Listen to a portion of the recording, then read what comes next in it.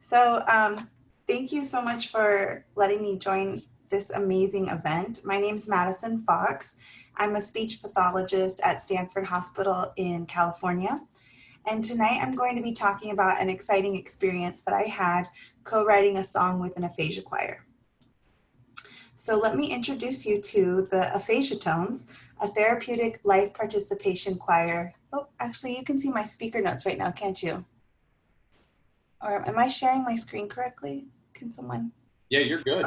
I think, okay, thank you. So this is the Aphasia Tones. They're a therapeutic life participation choir that was started in 2009 as part of the aphasia treatment program at Cal State East Bay. And over the past 10 years, membership has grown from approximately 14 to 25 plus individuals. And the choir meets once a week for an hour and a half to rehearse. They perform at community and university events, and they sing a repertoire of music that crosses genres and generations. There's pretty much only one place that I can say you'll want to be at 3:30 on a Wednesday afternoon if you are at Cal State East Bay, and that is definitely rocking out with the Aphasia Tones. I got involved as a graduate student there as a volunteer co-director, and so the time that I spent, you'll see me down in the corner there playing guitar, was a really rewarding experience. And so tonight I want to talk to you specifically about this songwriting project that we did.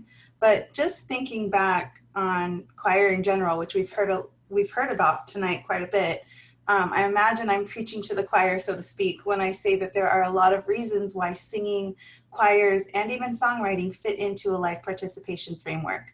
There's evidence to support that individuals with aphasia have a lot to gain from re-engaging with the creative arts in general, because they offer an avenue for empowering collaborative experiences, which can be a vehicle for novel learning, which we know as clinicians is an important factor for motivation. Some members of our choir sang individually or in choral groups prior to their strokes, and so for these people, an aphasia-friendly choir offers them a space where they can reconnect with that musical aspect of themselves. And then for members whose singing experience might not extend beyond the occasional shower singer, so to speak, choir is just simply fun. And you can imagine for someone like me who, as a former singer-songwriter in New York City turned California speech pathologist, discovering that my university had an aphasia choir was serendipitous, to say the least. Over the 2 years that I worked with the choir, we were constantly looking for new opportunities to raise the bar. These are people who had been doing choir for 9 and 10 years, and so they were at a place, I think, in their experience where they were open to new ideas. And sometimes, like Ellen said, it starts off with a, I don't think I can do that. And as clinicians, we sort of gradually, gently nudge them into the direction of, well, maybe I'll give it a try.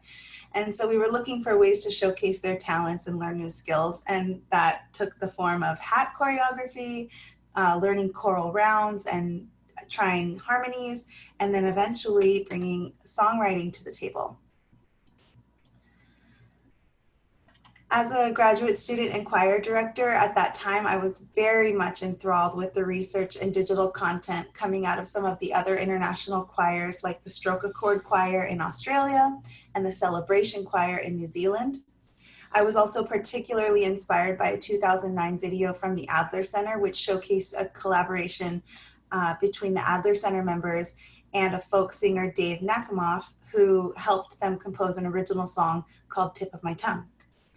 With the Aphasia Tones being a performance choir, I felt like it would be a great opportunity for using songwriting as a vehicle for advocacy in the community, and potentially also a way to serve as this empowering experience that they could have a song that they sang that was their words that represented their story. Dr. Jeanette Tamplin and Professor Felicity Baker, who are music therapists out of the University of Melbourne, have contributed extensive work to the literature on music and neurologically based communication impairments like aphasia and dementia, including a 2015 paper on a songwriting protocol. And their work supports this notion that songwriting can be a platform for exploring aspects of self-concept.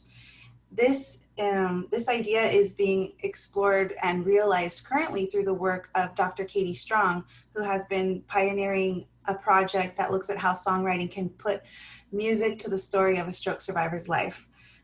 their past, present, and future self-concepts and facilitate the important work of post-stroke identity renegotiation.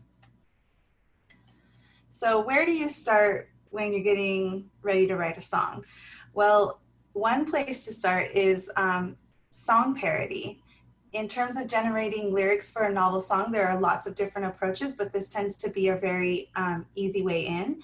And the Aphasia Tones had actually used this approach prior for putting together sort of like a PSA that they could sing at concerts to the tune of This Land Is Your Land. And so the great thing about something like that is that This Land Is Your Land is in public domain, so you can use it without having to worry about performance licensing issues. But again, given my background as a songwriter myself, I wanted to bring my skills to the table so that the Tones could have something that they could really take ownership over. The music therapy world has many helpful frameworks about how this can be approached. This therapeutic lyric creation model is an example of one such way, and it perhaps most closely resembles what we did unknowingly. It moves from generating a topic, brainstorming and identifying concepts, and then going through an editing process back and forth, eventually moving into song construction. And I fully acknowledge that a music therapist would have specialized skills and tools to bring to this endeavor and would make for a very enriched collaboration. But as speech therapists working with what we had, we approached the task in the form of generating lyrics from a language elicitation perspective. So we used aphasia best practices like using SCA, visual supports, multimodal communication, all of the great things that we do in aphasia group therapy. And we started off with the generating question, what do you want this song to be about? What do you want people to know about aphasia? And then, being a good democracy, we had some voting, and the members settled on they want the song to be about how they stay positive, how they keep fighting, and they want to tell people about aphasia. So we moved into the brainstorming sessions, and this happened over several different sessions in small groups because it would have been probably too much to take on with a group of 25 people. So these were done in small groups. And a clinician would lead them through the process of brainstorming ideas, concepts, words, and language around these core themes. So we brought this bullseye visual to actually help them move from concrete language to abstract.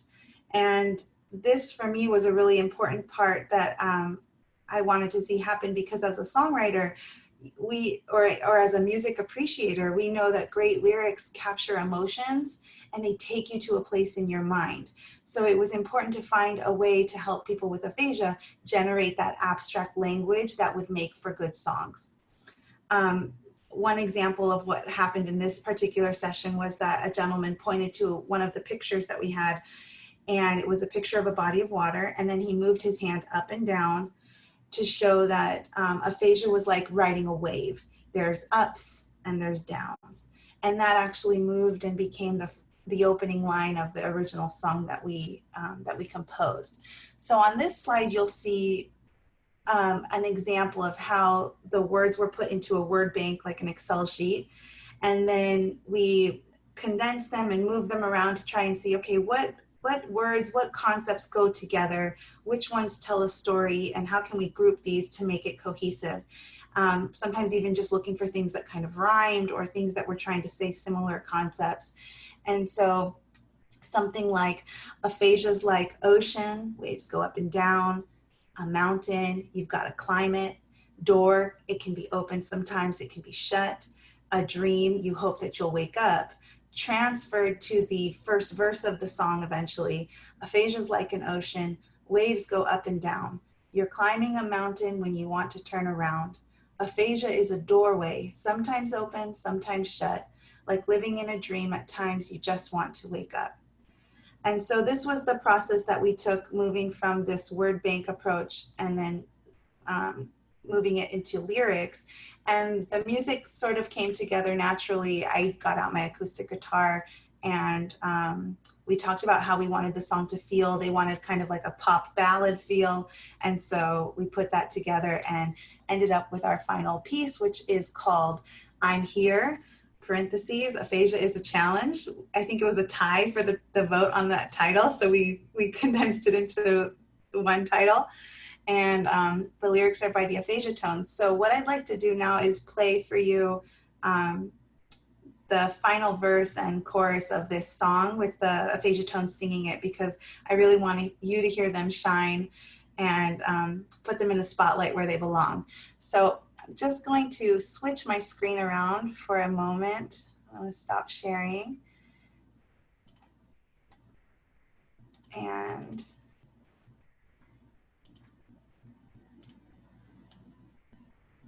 so what you're going to see on the screen should be a PowerPoint that was put together by one of the members who she volunteered to select pictures that could represent the lyrics, and we play that in the background during the performances. So you're going to hear the Aphasia Tones singing their song, I'm Here, and you're going to see a PowerPoint by one of our choir members.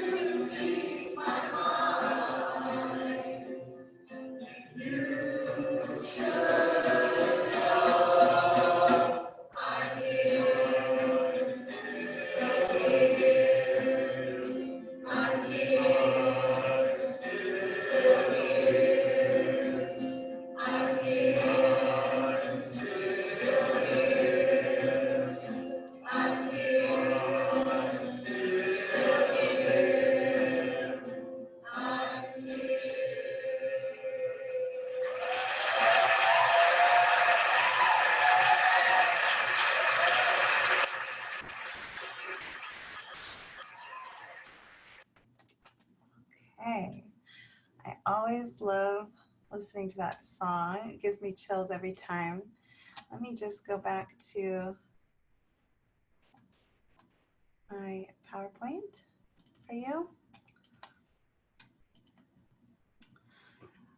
So what I'd like to do now, just to wrap up, is share with you some of my takeaways that I had in this experience, starting with reflecting on how the first time we sang this song together, there was something really powerful happening in the room.